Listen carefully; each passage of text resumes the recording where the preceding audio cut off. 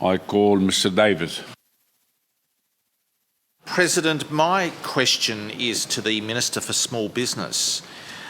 Minister, the government announced a small and limited package of support for the events sector of just $10 million when the events sector has been hit much harder in Victoria than New South Wales with our 4 long lockdowns.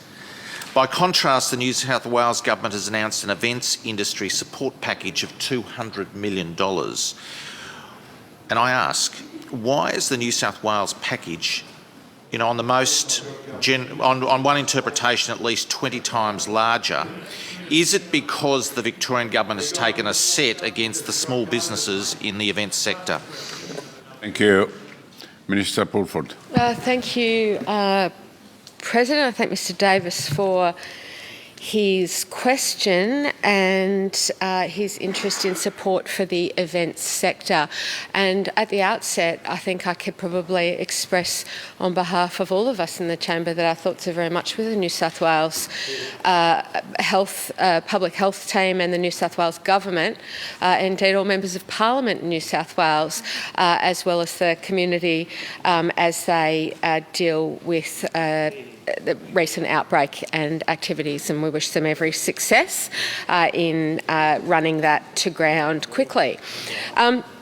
Mr. Davis has asked about support for the events package, and I just correct Mr. Davis. He said the package, the Victorian government package, was $10 million. It's $20 million. There's also been many millions of dollars paid in grants to businesses in the events sector, and so whilst I'm not familiar with the details in the guidelines in the New South Wales government's programs, So the Victorian government has provided support well in excess of $7 billion to Victorian businesses, and events sector businesses have been eligible for many of the, if not all in some businesses, in the case of some businesses, the 23 different business support programs. So Mr. Davis is asserting that the guidelines and eligibility for all our programs and all the New South Wales government programs are the same. I'm not in a position to comment on that.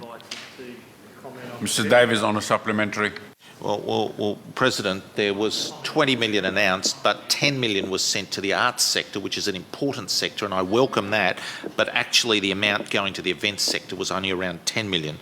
And I ask, Minister, why has the state government's minuscule support package for the Victorian events sector again cruelly overlooked sole traders, sole operators, particularly prevalent in the support of community and school events and business events?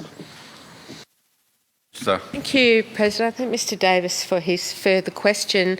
Mr. Davis appears to be poorly informed about eligibility for the events sector package and indeed the other grants programs that have and continue to be available to support people in the events sector.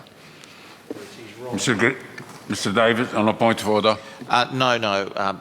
President, I move that the Minister's answer be taken into account on the next day of meeting, noting that she'll be known as the Cruella de Vil of the events sector.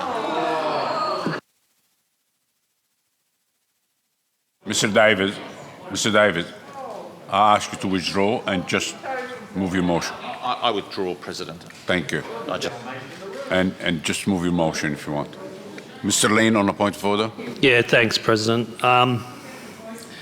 Mr. Davis has form when he moves these particular motions to add his own, as he calls, flourish, which at most times is quite moronic. He just needs to stick to the basic motion for it to be put. Thank you. He's already withdrawn. Move your motion. President, I move that the Minister's answer be taken into account on the next day of meeting. Thank you. Question. Minister? Just on a point of order, and perhaps in my defence I was provoked, but Cruella de Vil was a villain who was mean to puppies, and Mr. Davis voted against the puppy farms reforms.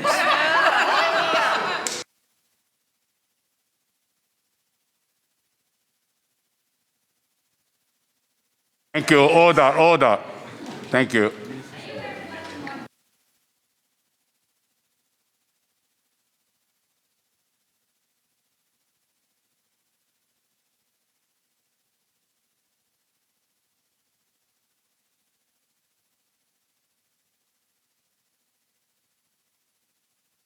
Thank you. Thank you. All done?